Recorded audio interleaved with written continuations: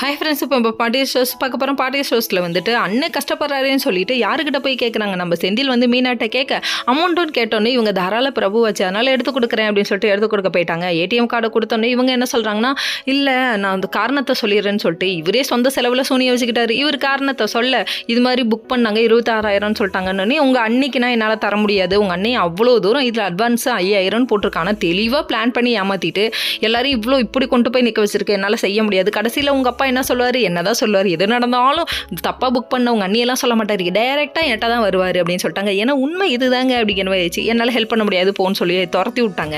இன்னொரு பக்கம் நம்ம பழனி இருக்காரு, வீட்டில் பிளேடை போடுவோம்னு சொல்லிட்டு எல்லா பக்கத்தும் வந்து கேட்டு பார்க்குறாரு கோமதி அம்மாட்ட. கடைசியில் கோமதி அம்மாட்ட கரெக்ட் பண்ண முடியாதுப்பா, மீனாவுக்கு உண்மை தெரிஞ்சு போச்சுப்பான்னு சொல்லிட்டாங்க.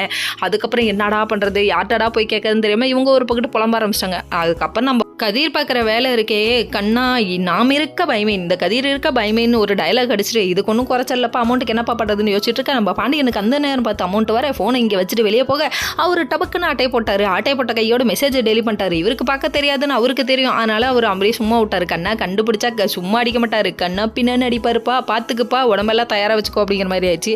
என்ன கண்டுபிடிச்சா 4 அடி தானே அடிப்பார், வாங்கிக்கிறேன் அப்படின்னு சொல்லிட்டாங்க. இப்போ எவ்வளோ பெரிய போர்க்காலம் வெடிக்க போகுதுன்னு தெரியலங்க. சரி வெயிட் பண்ணி பார்ப்போம். இன்னொரு பக்கம் வந்துட்டு 1000 ரூபா வேணுமேடா, 10,000 எடுத்துட்டு 1000 ரூபாய்க்கு என்னடா பண்ணுவேன்னு சொல்லி கேட்க கல்லாலேருந்து எடுத்துட்டு நம்ம செந்திலையும் பழனியும் கோத்து விட்டு போயிட்டாரு. ஐயோயோ இவர் 5 ரூபானாலே விட மாட்டாரு, 1000 ரூபானா சும்மாவா சொல்ல வேணும், எப்படா சமாளிக்கணும்னு தெரியாமல் 2 பேரும் முடிச்சுட்டு இருக்காங்க. இவ்வளோதுக்கு காரணம் யாரு, நம்ம தங்கமயில். Okay friends, next